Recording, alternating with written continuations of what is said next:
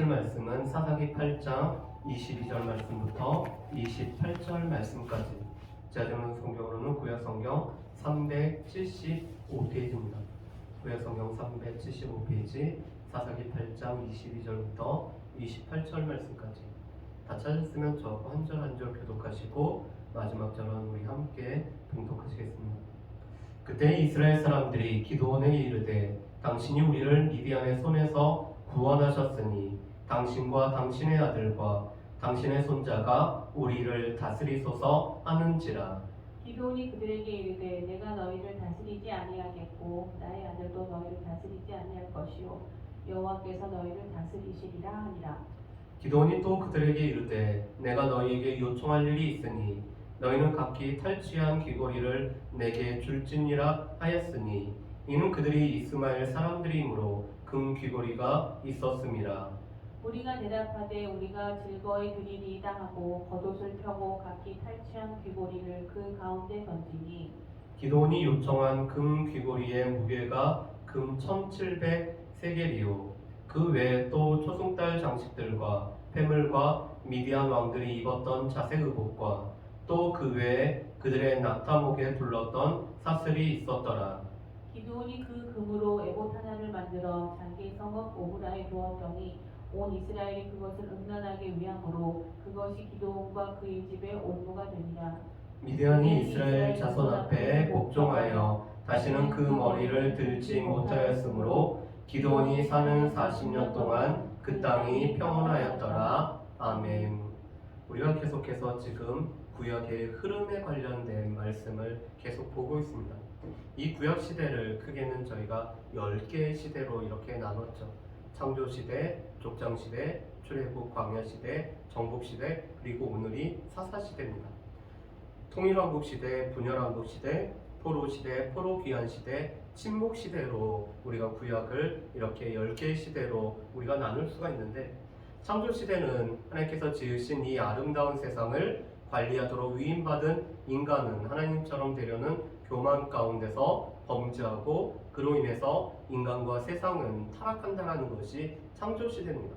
창세기 1장부터 11장까지 다루고 있는데 이 창조시대 때는 주요 사건이 4가지였죠. 창조와 타락과 홍수와 바벨탑 사건입니다. 하나님께서는 이 바벨탑으로 인해서 오늘 흩어졌던 이 사람들 중에서 한 명을 하나님께서 부르심으로 하나님 나라를 이루어 가시는 것이 족장시대죠. 이 족장시대는 큰 민족을 이루어 복의 근원이 되게 하시겠다는 하나님의 약속을 믿고 믿음의 조상들은 역경을 헤치며 살아갑니다. 하나님께서 이 아브라함과 또한 이삭과 야곱과 요셉과 언약을 맺으시죠. 그런데 이 언약은 하나님 나라에 관한 것입니다.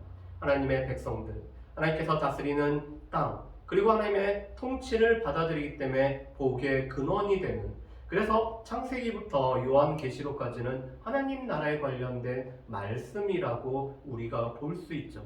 그런데 이 하나님의 약속을 믿고 복의 근원이 되시겠다는 하나님의 약속을 믿고 믿음의 조상들은 역경을 헤치며 살아갑니다. 그래서 창세기 12장부터 50장까지가 아브라함과 이삭과 야곱과 요셉을 통해서 하나님께서 하나님의 나라를 이루어 가시죠. 그런데 하나님께서는 이 이스라엘 백성들이 가나안 땅에서 오늘 혼합될 수 있는 우려가 있기 때문에 요셉을 먼저 보내시고 생명을 구원하기 위해 온 세상에 오늘 기근을 내리심으로 말미암아 이스라엘 백성들이 이 애굽으로 들어가게 됩니다. 그래서 이 출애굽 광야 시대는 조상들과의 언약을 기억하시고 이스라엘을 애굽의 노예 생활에서 해방시키신 후 약속의 땅으로 인도해 가면서 예배하는 공동체가 되도록 철저히 훈련시키시는 것이 바로 이 출애굽 광야 시대죠. 이스라엘 백성들은 조상들과의 언약을 잊어버렸을지라도 하나님께서는 조상들과의 언약을 기억하시고 이스라엘 백성들의 부르짖음을 들으시고 하나님께서 구원의 일을 이루어 가십니다. 그것이 바로 출애굽 사건이었죠. 그래서 출애굽 광야 시대의 중요한 사건은 출애굽과 시내산에서 언약을 맺어서 하나님의 언약 백성이 되게 하는 것. 그 이스라엘 백성들이 하나님 앞에 불순종함으로 말미암아 가데스 바네아에서 약속한 땅으로 들어가지 않음으로 말미암아 하루를 1년으로 계산해서 이 40년 동안 광야에서 다시 훈련하며 오늘 예배하는 공동체가 되도록 오늘 철저히 훈련하시죠. 그래서 출애굽기 민수기 말씀이 이 출애굽 광야 시대의 내용을 관통을 하고 있습니다. 그러는 가운데 하나님 앞에서 오늘 예배하는 공동체가 되기 위해서 레위기 말씀을 통해서 율법과 제사에 관해서 말씀해 주시고 또한 모압 형제에서 출애굽 2세대에게 하나님의 언약을 다시 한번 갱신하는 모세의 설교를 통해서 하나님께서 지금까지 어떻게 이스라엘을 인도하셨으며 하나님과 어떠한 언약을 맺었는지를 이 모압 형제에서 신명기 말씀을 통해서 다시 듣게 되죠.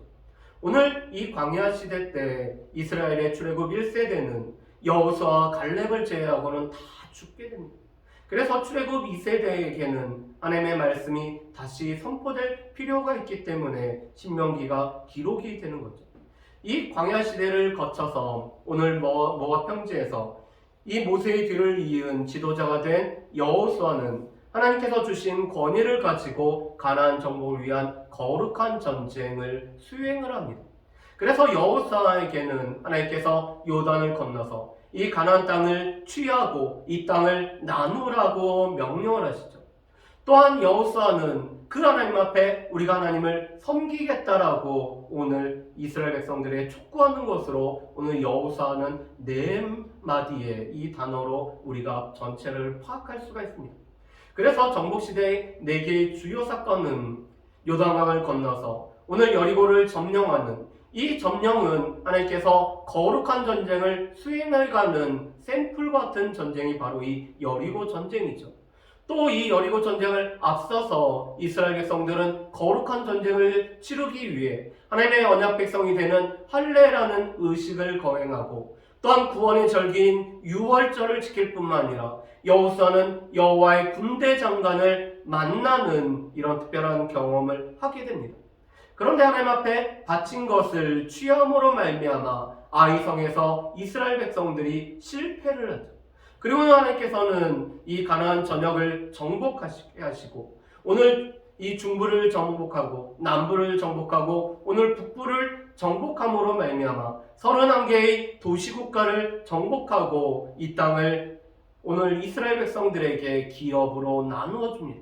그리고 우리가 지난주에 살펴본 것처럼 레위인에게 줬던 48개의 성읍 중에서 하나님께서는 6개를 도피성으로 오늘 삼도록 하시죠. 그래서 이 도피성은 누구든지 갈 수 있는, 그리고 또한 도피하라는 이 표지를 보면서 대제사장이 죽을 때와 또한 회중 앞에서 오늘 재판을 받을 때까지 이 도피성에 머물러야 되는 이런 규례를 받게 됩니다. 여기까지가 우리가 살펴봤던 정복시대의 내용이었고 오늘은 사사시대입니다. 그렇다면 이 사사시대를 우리가 어떻게 요약을 할 수 있을까요? 사사시대는 이렇게 요약을 할 수가 있습니다. 하나님은 이스라엘이 자율적으로 살아가기를 바라셨으나 이것은 하나님께서 이스라엘 백성들이 열방과는 다르게 하나님을 왕으로 모시고 그 하나님 아래서 오늘 살아가기를 하나님께서는 원하셨습니다. 그렇지만 그들은 반복적으로 범죄하고 하나님께서는 그들을 주변의 압제자를 통해서 징계하시면은 고통 중에 그들이 부르짖고 하나님은 사사를 통해서 구원하시는 것이 바로 이 사사시대의 내용이죠.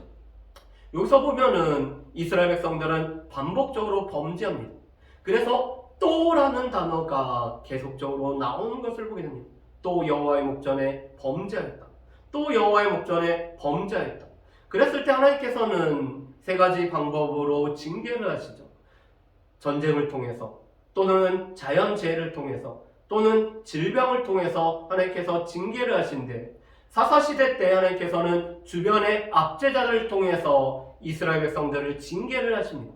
또한 룻기 말씀을 보면은 자연재해를 통해서 하나님께서 이스라엘 백성들을 징계를 하고 계시죠. 그래서 사사시대는 3가지 주요 개념이 있습니다. 첫 번째로는 이 사사기의 중심 뼈대를 이루는 악순환에 관련된 내용이 나오고 있고요. 또한 그들을 이 사사를 통해서 하나님께서 구원하시기 때문에 이 사사라는 존재들이 중요합니다. 그리고 세 번째로는 죄인의 실상에 관해서 말씀해 주는 것이 사사시대죠. 자, 그렇다면 이 세 가지 개념을 가지고 한번 보실까요? 이 악순환은 이렇게 우리가 이야기를 할 수가 있습니다. 이스라엘 백성들이 범죄하면은 하나님께서 징벌하시고, 부르짖으면은 하나님께서 구원하는 것이 반복되는 것이 오늘 1장부터 16장까지의 내용입니다. 그런데 사사기는 조금 특이하게 1장 1절부터 3장 6절 말씀까지가 사사기의 서론으로 오늘 긴 내용들을 다루고 있는 것이 이 사사기의 내용입니다. 그리고 사사는 왕과 제사장, 선지자의 역할을 함께하던 하나님의 일꾼이 바로 이 사사입니다. 사사는 무엇보다도 구원자이기 때문에 군사적인 지도자의 역할도 감당하죠.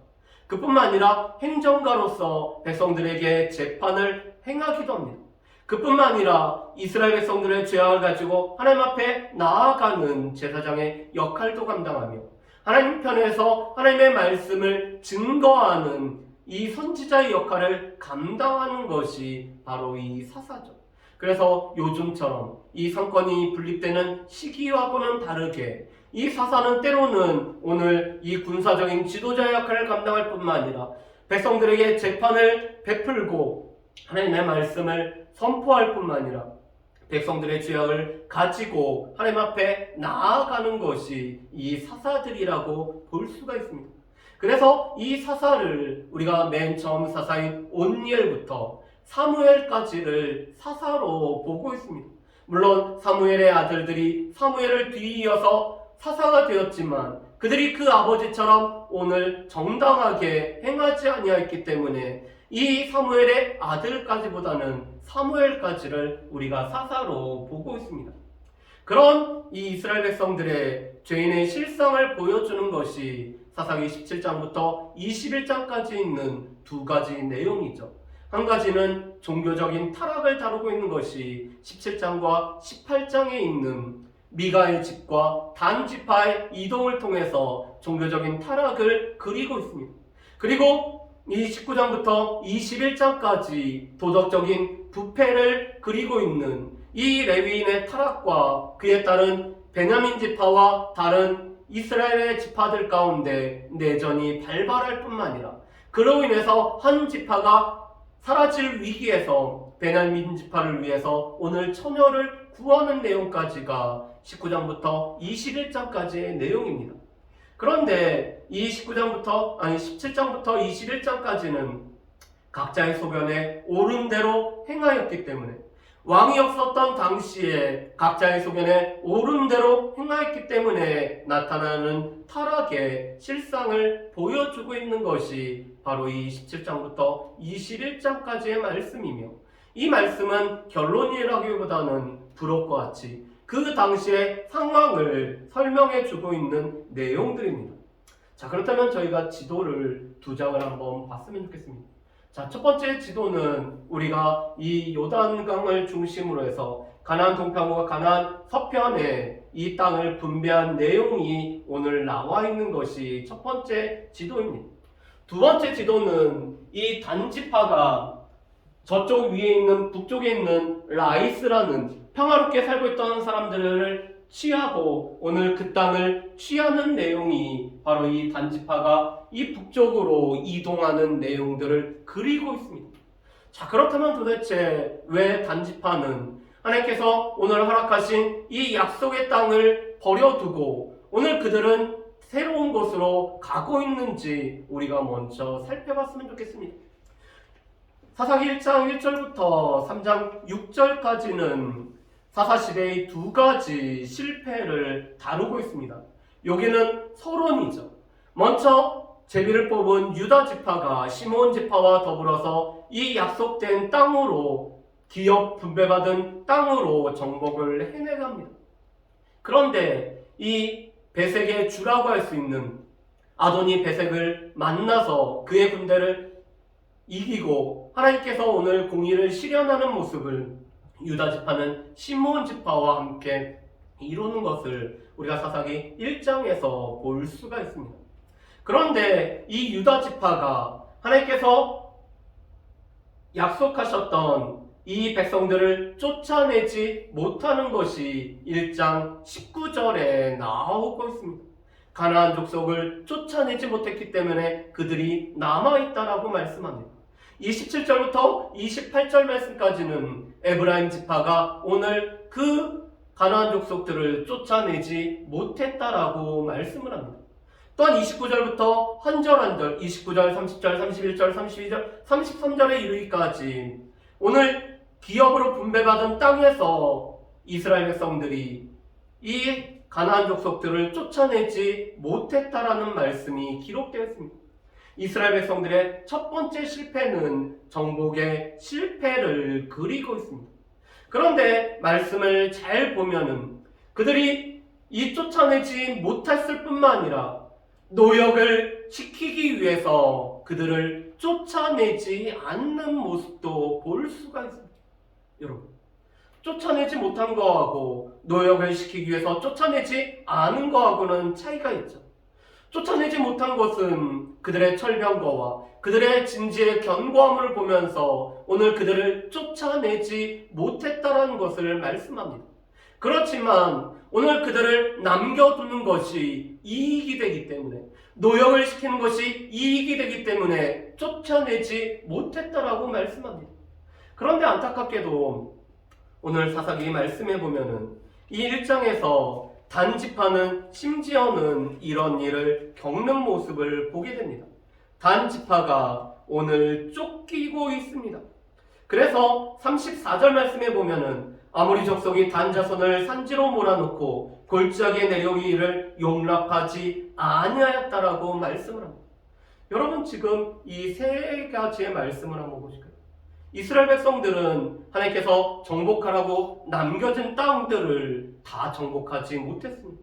그들의 불신앙으로 말미암아 오늘 하나님께서 함께 하시겠다라고 약속하셨음에도 불구하고 오늘 그들의 병거를 두려워한 나머지 쫓아내지 못했습니다. 그런데 그뿐만 아니라 그들은 노역을 시킴으로 말미암아 이득을 얻기 위해서 쫓아내지 않는 모습도 보게 됩니다. 그런데 이 쫓아내지 못했던 이들이 이제는 심지어 단 자손을 산지로 몰아넣고 오늘 내려오는 것을 허락하지 않고 있는 것을 보게 됩니다.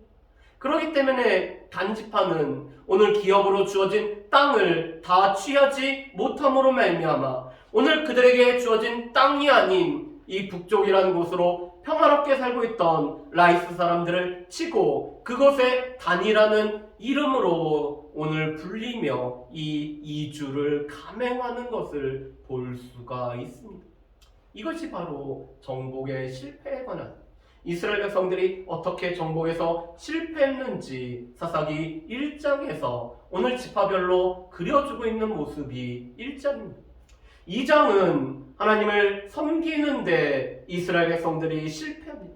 여호와의 목전에 악을 행하여 여호와를 버리고 다른 신들을 따랐다라고 말씀합니다. 오늘 이 가나안 족속들을 남겨두었을 때 이 남겨둔 족속들이 섬기고 있던 바알들과 아세다롯을 섬기는 이스라엘 백성들의 모습을 보게 됩니다. 하나님께서는 이 가나안 족속을 남겨두면은 너희에게는 옆구리의 가시와 또한 너희에게 올무가 될 거라고 말씀하셨는데 이들을 쫓아내지 못함으로 말미암아 그들이 섬기는 신들을 섬기는 이런 우를 범하는 것, 여호와를 섬김에 있어서 실패하는 이스라엘 백성들의 모습을 보게 됩니다. 그런데 그것은 그때의 왕이 없었기에 자기 소견에 옳은 대로 행하였다라는 이 사사기의 주제 말씀을 우리에게 보여주고 있습니다. 여러분, 실은 이 사사시대는 긍정적인 의미에서는 하나님께서 왕이시기 때문에 열방과는 다르게 이스라엘 백성들은 하나님의 직접적인 다스림 가운데 하나님 나라를 세워나가는 시기가 바로 이 사사시대입니다. 그런데 이 사사시대의 부정적인 모습은 그 하나님의 부재, 또 눈에 보이는 왕의 부재를 생각한 이스라엘 백성들이 자기 소견에 옳은 대로, 자기 눈에 보기에 좋은 대로 늘 중심이 내가 돼서 선택의 기준이 내가 돼서 내 눈이 보기에 좋은 대로 행하였던 것이 바로 이 사사시대입니다. 그래서 사사기 17장 6절에서 18장 1절, 19장 1절, 21장 25절에 그때 이스라엘에 왕이 없었다라는 사실을 말씀을 합니다. 그리고 17장 6절과 21장 25절에는 그때 이스라엘에 왕이 없었기 때문에 자기 소견에 옳은 대로 행하였던 모든 선택의 기준이 자신이었던 이 시대의 모습을 보여주고 있습니다. 그래서 자기 소견에 옳은 대로 행하였기 때문에 하나님의 약속을 믿지 못하였고 오늘 정복에서 실패하는 이스라엘 백성들의 모습과 또한 하나님을 섬기는 데에서 오늘 실패했던 이스라엘 백성들의 모습을 보여주고 있는 것이 이 사사시대의 두 가지 실패의 모습입니다. 그래서 사사기에는 이러한 구조를 가지고 있습니다. 여호와를 섬기다가 범죄하고 또 여호와의 목전에 악을 행함으로 말미암아 범죄하면은 하나님께서 진노하시고 하나님께서 이방 민족을 통해서 압제하시면은 이스라엘 백성들이 하나님 앞에 부르짖고 그러면 하나님께서 사사를 통해서 구원을 하시면은 평안을 누리다가 여호와를 섬기다가 또 범죄하는 것이 이 사사기의 구조에 관련된 내용입니다. 그래서 오늘 이스라엘 백성들이 범죄하였을 때 하나님께서는 진노하시고 오늘 이중으로 악한 부산 리사다임을 통해서 하나님께서는 이 이스라엘 백성들을 진노하시고 압제를 하십니다. 그러면 이스라엘 백성들이 부르짖을 때 하나님께서는 사사 온니엘을 통해서 이스라엘 백성들을 구원하면 평안을 누리다가 하나님을 섬기다가 또 범죄하죠. 그러면 하나님께서 진노하시고 모압 에글론을 통해서 이스라엘 백성들을 징계하십니다. 그러나 이스라엘 백성들은 또 부르짖을 때 하나님께서는 에훗을 통해서 하나님께서 구원을 이루시면 평안을 누리다가 여호와를 섬기고 그러다 또 범죄하는 이런 순환, 사이클이 계속적으로 반복이 되고 있습니다. 그래서 온니엘 때, 에훗의 때, 그리고 이 드보라 때, 기드온 때, 입다의 때, 그리고 삼손의 때에 걸쳐서 그들 가운데는 이 순환 구조의 이런 범죄의 사이클을 그들이 경험하는 것들을 우리가 사사기 3장 7절부터 16장 마지막 절까지를 통해서 이 반복된 이 순환 구조를 우리가 볼 수가 있습니다. 그런데 이 순환은 좋은 의미에서 순환이 아니라 점점 나빠지는 순환으로 오늘 바뀌어집니다. 그래서 나중에 보면은 이스라엘 가운데 평안이 있었다라는 말씀이 사라져버립니다. 그리고 입다 때는 하나님께서 입다를 통해서 한 번에 구원을 한 것이 아니라 오늘 점점 이스라엘이 이 가나안 야빈 왕을 오늘 물리치는 모습을 우리가 암몬 왕을 물리치는 모습을 볼 수가 있습니다. 오늘 하나님께서는 이 순환 구조가 점점 하향되는 점점 상황이 악화되는 모습을 보여주고 계시죠. 그런 가운데 하나님께서 오늘 사용하셨던 사사들이 나와 있습니다. 물론 이 사사들 말고도 우리가 보통 소사사라 불리우는 이 삼갈이나 그 다음에 압돈이나 이런 사람들도 나오고 있습니다. 그렇지만 이 큰 사사들을 통해서 우리가 알 수 있는 것이 몇 가지가 있습니다. 사사 온니엘은 전형적인 사사로서 오늘 사사의 전형적인 모습을 보여주는 것이 온니엘입니다.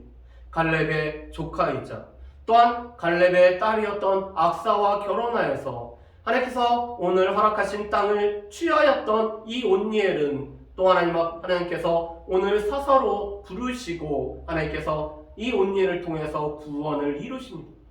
그런데 에훗과 삼손은 대비가 되는 사람입니다.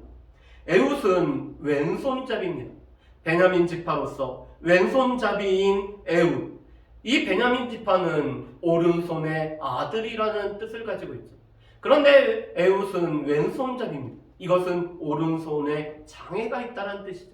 그래서 오른손에 장애가 있기 때문에 그 누구도 이 에훗을 통해서 공물을 바치면은 의심을 할 수 없는 상황 가운데 모압왕 에글론을 암살한 것이 에훗입니다. 반면에 삼손은 여인이라는 꿀에 약한 사람이 바로 이 삼손이었죠. 삼손으로 하여금 늘 넘어지게 만드는 것은 여인이었습니다. 그래서 이스라엘의 사사였지만 유다 지파에 오늘 잡혀서 블레셋에 넘겨질 위기에 처하는 사람이 바로 이 삼손이죠.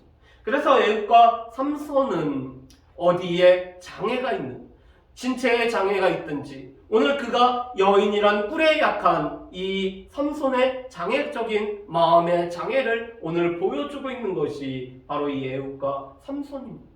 반면에 드보라와 입다는 사회의 주류에서 오늘 쫓겨난 사람들이죠. 드보라는 여인이었습니다. 여인이었던 드보라가 오늘 이스라엘의 남자들이 오늘 구원의 역할을 감당하지 못할 때 드보라는 이 종려나무 아래에서 하나님의 말씀으로 재판을 행할 뿐만 아니라 하나님의 말씀을 선포하고 오늘 바락과 함께 이 드보라가 이스라엘 백성들을 구원하는 역할을 감당합니다. 입다는 길르앗에서 쫓겨난 사람이었죠. 오늘 첩의 아들이라는 다른 여인의 아들이라는 이유 때문에 이 길르앗에서 쫓겨났던, 그래서 사회의 주류에서 쫓겨났던 사람들이 바로 이 드보라와 입다는 서로 대칭이 되고 있습니다. 그리고 D, 오늘 가장 핵심적인 내용이 기드온과 아비멜렉입니다. 이 기드온에 관련된 말씀이 사사기에는 6장, 7장, 8장에 걸쳐서 오늘 3장에 걸쳐서 말씀을 합니다. 또한 기드온의 아들이었던 아비멜렉에 관해서 9장에서 언급을 하고 있죠. 그런데 이 8장과 이 6장부터 9장까지 진행되는 내용 가운데 과연 누가 왕인지를 우리에게 물어보고 있습니다. 그래서 사사기의 순환 구조 가운데서 과연 그때 이스라엘에 왕이 없었지만 과연 왕은 누구이신지를 우리에게 직접적으로 묻는 내용들이 바로 이 기드온과 아비멜렉을 통해서 나오고 있습니다. 그렇기 때문에 사사기에서 가장 중요한 내용이라고 할 수 있는, 사사들 중에서 오늘 하나님께서 오늘 우리 가운데 말씀하시는 가장 중요한 내용이 이 기드온과 아비멜렉을 통해서 과연 누가 왕인지를 우리에게 물어보고 있습니다. 자, 그렇다면은 이 기드온의 전쟁을 우리가 한번 같이 살펴보실까요? 기드온은 무엇보다도 주저하는 자였습니다. 그래서 그가 오늘 하나님께서 구원을 약속하시고 함께 하심을 약속했음에도 불구하고 이 기드온은 하나님의 사사로서 오늘 나가기를 주저하죠. 그런 이 기드온을 하나님께서는 큰 용사로 부르십니다. 그래서 사사기 6장 12절에 보면은 이렇게 말씀하시죠. 큰 용사여, 여호와께서 너와 함께 계시도다. 오늘 기드온은 자기는 그 아버지의 집에서 가진 작은 자이다라고 오늘 고백을 하지만 하나님께서는 이 기드온이 큰 용사라고 말씀합니다. 왜냐하면 큰 용사가 되는 것은 이 기드온의 능력에 달려있는 것이 아니라 하나님께서 함께 하셨기 때문에, 하나님께서 함께 하시면은 오늘 오른손에 장애가 있었던 에훗을 이용하여서 하나님께서 구원을 이루신 것처럼 오늘 당시에 여인들을 통해서 하나님께서 가나안 왕 야빈을 이기셨던 것처럼 하나님께서 구원을 이루어 가시는 것은 여호와께서 함께 하실 때 오늘 큰 용사로 오늘 구원을 이루어 가는 것이 바로 이 기드온입니다. 그래서 300명의 군사로 미디안의 대군을 물리치죠. 여기서도 오늘 주저하는 자, 오늘 두려움에 떠는 자들을 다 버리고 하나님께서는 단지 300을 통해서 구원을 이루십니다. 왜냐하면 군사의 수가 너무 많으면 우리가 구원을 이루었다 자랑할 것 같아서 하나님께서는 오늘 하나님의 절대적인 역사심으로 오늘 구원을 이루기 위해 300이라도 되는 아주 적은 숫자를 통해서 하나님께서 구원을 이루어 가고 계시죠. 이것은 여호와의 전쟁이었습니다. 그런데 이 여호와의 전쟁이 기드온의 전쟁으로 바뀌는 것이 사사기 8장 18절에서 19절 말씀에 보면은 나오고 있습니다. 이 기드온은 세바와 살문나라는 미디안의 왕들을 쫓아갑니다. 그리고는 숫곳 사람들과 이 분우엘 사람들에게 오늘 먹을 것을 요청하지만 그들이 거절을 하죠. 또한 이 전쟁을 피곤하게 오늘 전쟁을 취하고 있습니다. 그런데 이 전쟁을 치르면서 기드온이 이 미디안의 두 왕을 죽이는 이유가 있습니다. 18절 말씀에 보면은 이렇게 되어 있습니다. 이에 그가 세바와 살문나에게 말하되 너희가 다볼에서 죽인 자들은 어떠한 사람이더냐 하니 대답하되 그들이 너와 같아서 하나같이 왕자들의 모습과 같더라 하니라. 그가 이르되 그들은 내 형제들이며 내 어머니의 아들들이니라. 여호와께서 살아계심을 두고 맹세하노니 너희가 만일 그들을 살렸더라면 나도 너희를 죽이지 아니하였으리라 하고. 오늘 사사기 8장 18절과 19절 말씀에 보면은 이 전쟁은 오늘 기드온이 그 어머니의 형제들의 죽음 때문에 오늘 개인적인 보복을 위해서 미디안 군대와 전쟁을 치르는 것을 볼 수가 있습니다. 그래서 여호와의 전쟁을 치를 때는 300으로 오늘 이 해변의 모래와 같은 하늘의 별과 같은 미디안의 군대를 칠 때도 전혀 피곤하지 않았던 이스라엘 백성들은 피곤함을 느끼게 됩니다.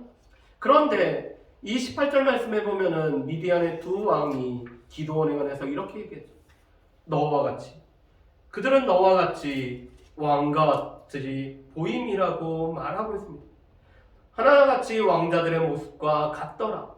이 기드온을 바라보는 이 미디안의 두 왕의 시선이 지금 기드온은 하나의 왕자와 같은 이런 사람으로 오늘 보여주고 있습니다. 자, 이렇게 기드온을 통해서 하나님께서 구원을 이루셨을 때 이스라엘 백성들은 기드온에게 어떠한 요청을 하고 있는지 우리 한번 보실까요? 이스라엘 백성들은 열방과 같이 되기를 원하고 있습니다. 하나님께서는 사사시대를 통해서 이스라엘 백성들은 열방과 다르다는 것, 하나님을 직접 왕으로 모시고 그 왕이신 하나님 앞에 물어보면서 하나님의 나라를 이루어 가실 것을 원하고 계시는데 이스라엘 백성들은 열방과 같이 되기를 원합니다. 열방은 강력한 왕으로 인해서 오늘 강력한 지도자를 통해서 이 나라를 견고하게 하고 있다는 것으로 인해서 그들은 열방처럼 되기를 원하죠. 그뿐만 아니라 이스라엘 백성들은 하나님 앞에 구하지도 않으면서 오늘 기드온에게 이렇게 요청을 하고 있습니다. 당신이 우리를 미디안의 손에서 구원하셨으니 당신과 당신의 아들과 당신의 손자가 우리를 다스리소서라고 합니다. 그들은 기드온에게 왕이 되어줄 것을 요청하죠. 기드온이 300명만 되는 이 이스라엘 백성들을 가지고도 오늘 해변에 이 모래와 같은 미디안의 군대를 쳤다라면 또 이 미디안의 두 왕을 오늘 죽이는 모습을 보면 이 기드온 같은 강력한 군사적인 왕이 세워지면은 우리 또한 열방과 같이 우리가 이 강력한 왕권 속에서 살아갈 수 있다라고 여기는 것이 이스라엘 백성들의 요구 사항이었습니다. 그래서 그들은 적어도 기드온과 기드온의 아들과 기드온의 손자에 이르기까지 3대에 걸쳐서 왕위의 역할들을 감당해 달라고 얘기를 하죠. 그런데 오늘 이스라엘 백성들이 이렇게 얘기합니다. 당신이 우리를 미디안의 손에서 구원하셨습니다. 지금 기드온을 통해서 이스라엘을 구원하신 분은 누구시죠? 하나님께서 구원하셨죠. 그런데 이 기드온이 이렇게 300명에게 외치라고 요청합니다. 여호와를 위하여, 기드온을 위하여, 여호와를 위하여 우리가 이 전쟁을 하고 있습니다라고 외쳐야 되는데 여호와를 위할 뿐만 아니라 또한 우리의 지도자인 기드온을 위하여라고 외치게 하고 있습니다. 그런데 지금 이스라엘 백성들은 여호와께서 기드온을 통해서 구원하신 것을 그들은 언급하지 않고 오히려 당신이 우리를 구원하셨으니 당신과 당신의 아들과 당신의 손자가 우리를 다스려 달라고 요청을 하고 있습니다. 그랬을 때 기드온의 답변은 너무나 신앙적인 답변을 하고 있습니다. 내가 나의 아들도 다스리지 아니할 것이요 여호와께서 너희를 다스리시리라. 여러분, 지금 기도원은 이스라엘 백성들에게 정답을 얘기하고 있습니다. 당신이 왕이 되어 주십시오. 당신의 아들도 왕이 되어 주셨으면 좋겠습니다. 아니, 당신의 손자까지도 왕이 되어 주셨으면 좋겠습니다. 그렇지만 우리에게는 참된 왕이 계시니 하나님께서 너희를 다스리라고 오늘 기도원은 정답을 오늘 말하고 있습니다. 우리가 성경 공부를 진행을 하다 보면은 우리는 이 성경 공부에서 질문이 요구하는 답을 너무나 잘할 때가 있습니다.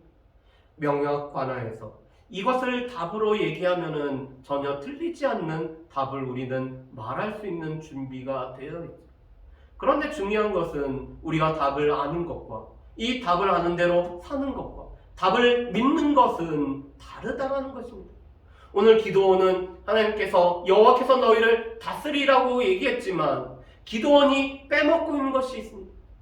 내가 너희를 구원한 것이 아니라 나는 하나님 앞에서 쓰여진 도구에 불과하고 여호와께서 너희를 구원하셨습니다라고 오늘 이 이야기를 해야 되는데, 여호와께서 구원하셨다라는 그 이야기는 하나도 하지 아니하고 하나님 앞에 돌아가야 될 영광에 관해서 언급하지 않고 오늘 이스라엘 백성들의 잘못된 고백을 책망하지 아니하고 마치 자신이 이 구원을 이룬 것처럼 그 답을 기도원이 받아들이고 있다는 것입니다.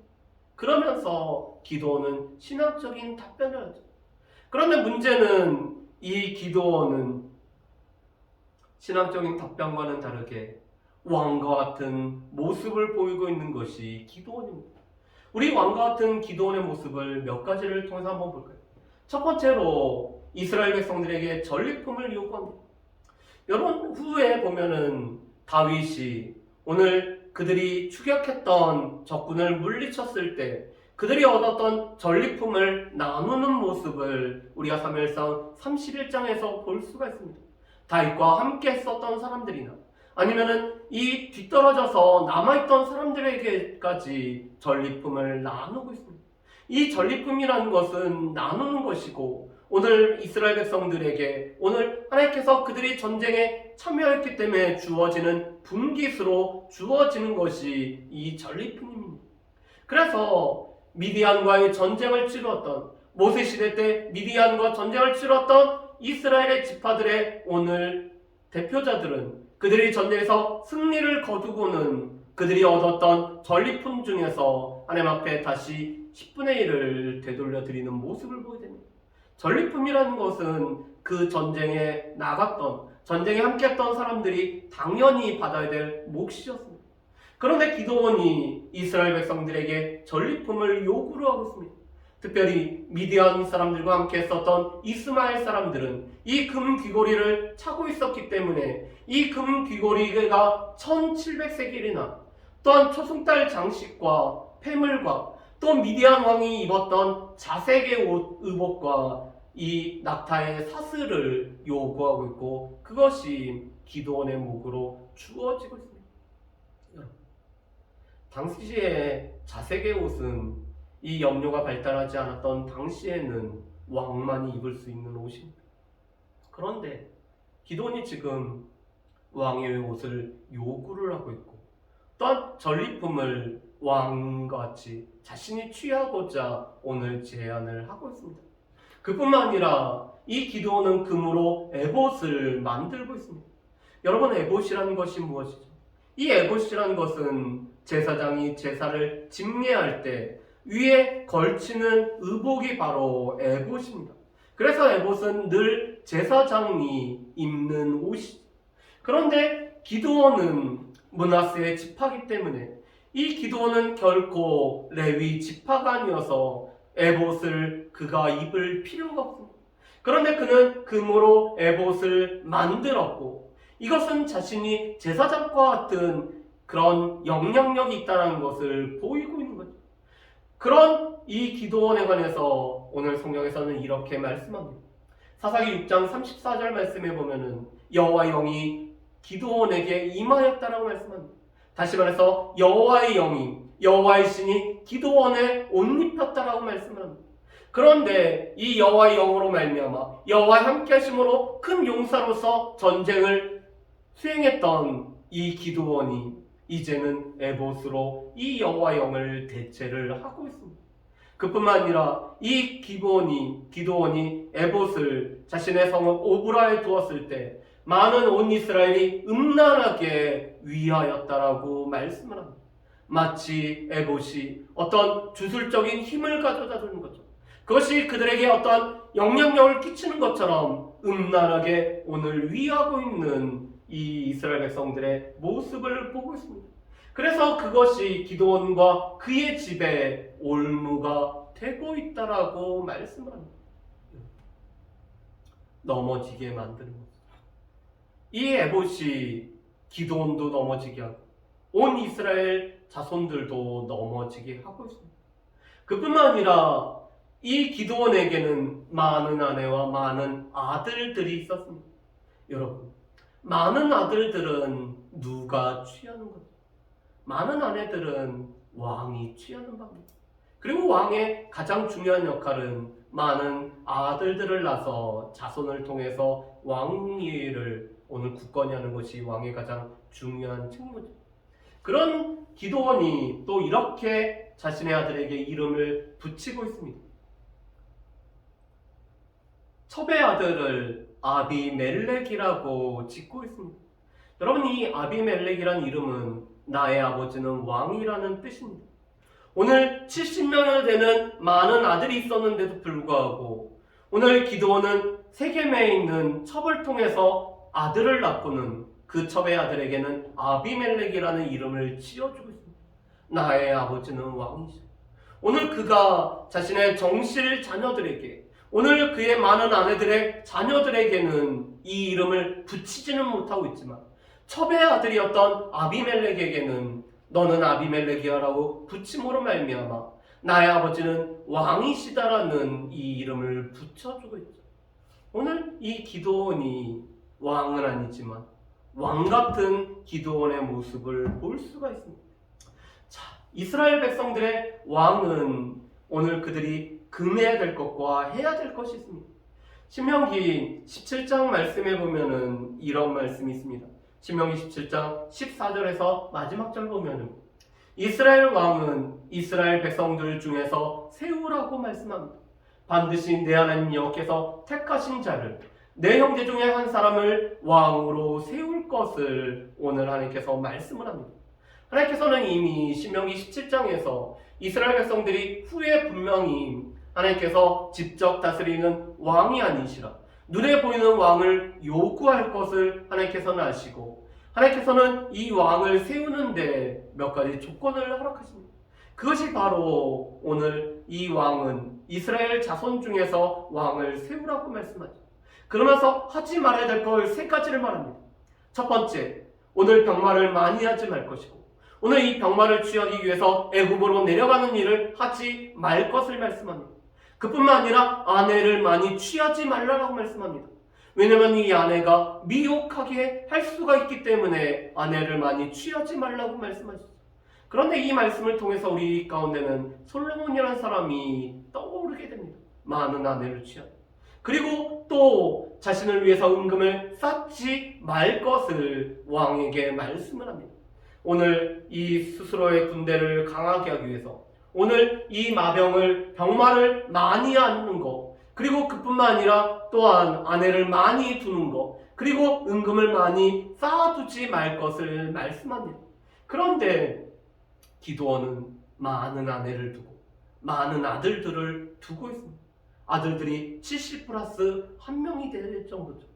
그뿐만 아니라 하나님께서 그렇다면 왕이 해야 될 것은 늘 율법서의 등서본을 옆에 두고 이 하나님의 말씀을 통해서 오늘 교훈을 받을 뿐만 아니라 이 말씀을 통해서 하나님의 인도하심을 받고 말씀을 통해서 이스라엘 백성들을 오늘 재판을 할 뿐만 아니라 이스라엘 백성들에게 길을 제시해야 되는 것이 왕이 해야 되는 역할이라고 말씀을 합니다. 그런데 안타깝게도 기드온은 많은 아내와 많은 아들들을 통해서 오늘 그가 왕 같은 모습을 보이고 있습니다.